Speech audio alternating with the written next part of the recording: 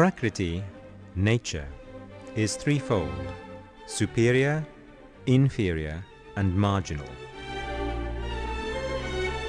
The Lord's inferior energy manifests the material nature. By glancing at material nature, the Lord injects the seed of the living entities. The material world is connected to the Lord in the same way a flower's fragrance is part of the flower. Through the illusory energy of the Supreme Lord, the living entities forget their true spiritual nature and connection to the Lord.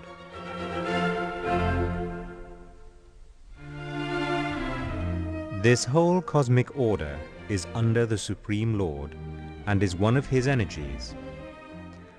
Under His will, it is automatically manifested, producing all moving and non-moving beings.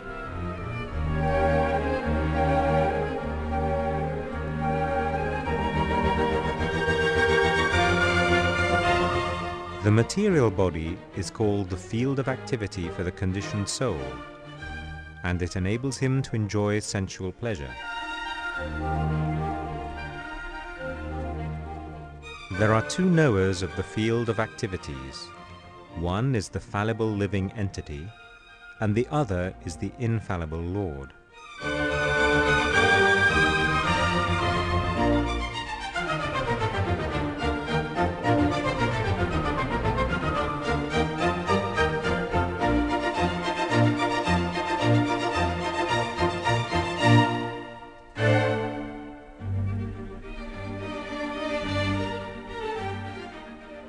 Earth, water, fire, air, ether, mind, intelligence, and false ego. These 8 constitute the Lord's separated material energies. From these 8 separated energies, the other elements of the material world are manifest.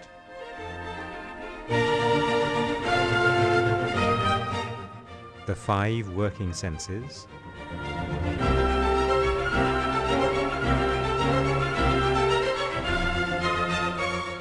the 5 knowledge-acquiring senses,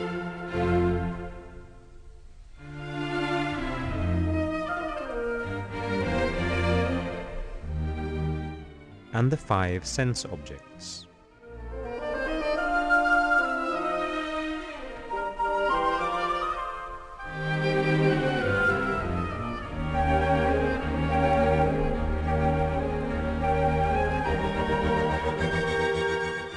The aggregate of these 24 elements is called the field of activity. Though merged in these 24 elements, the soul keeps his individuality as the eternal servitor of the Lord. In the chariot of the material body, the individual soul is the passenger, the intelligence, the driver, and the mind, the reins. Pious and impious activities are the 2 wheels. The senses are the horses, and the objects of the senses are the destinations. The horses run unimpeded, but in fact make no progress.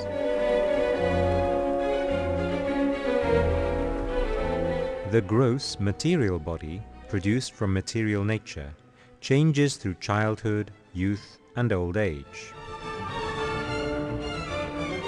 The soul is placed into any one of the 8,400,000 species of life. The material body has no factual existence in relation to the eternal soul. It is like a dream where one may fly in the sky.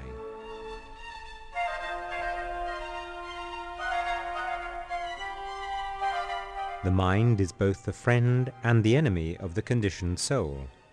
It is the cause of bondage and the cause of liberation. Above the mind is the determined intelligence, and above the intelligence is the soul. The purpose of the yoga system is to control the mind and to draw it away from attachment to sense objects.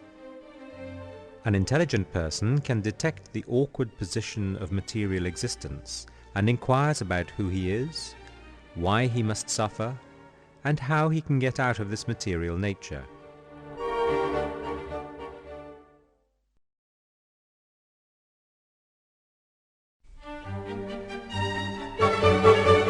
This divine energy of the Lord consists of three modes of material nature: goodness, passion, and ignorance.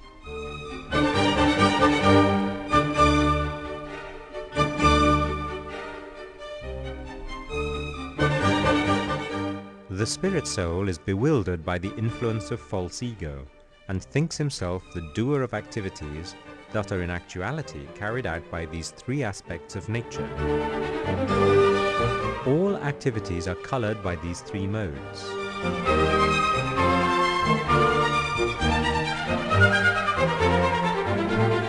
All elements in this material world, such as food, can be of three kinds.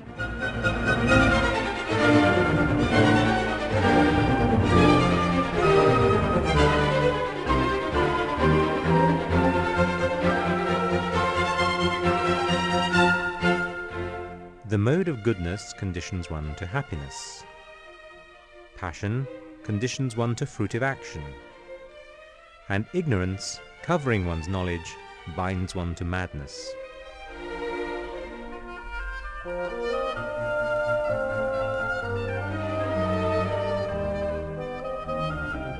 Symptoms of the mode of ignorance are inertia, madness, violence, distress, and worship of dead spirits.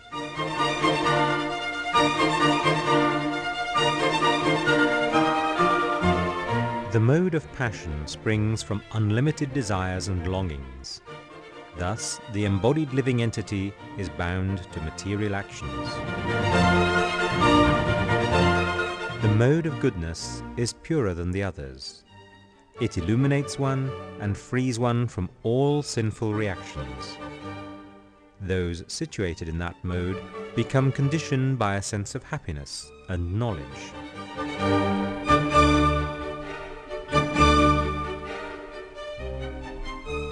One's tendency towards a particular type of work is determined by the combination of these three modes of material nature.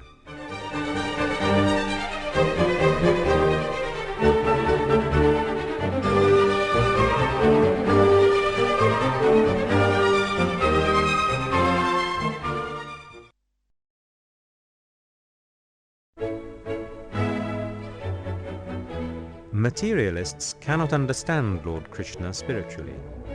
However, they can try to see the presence of the Lord in the different aspects of the material manifestation.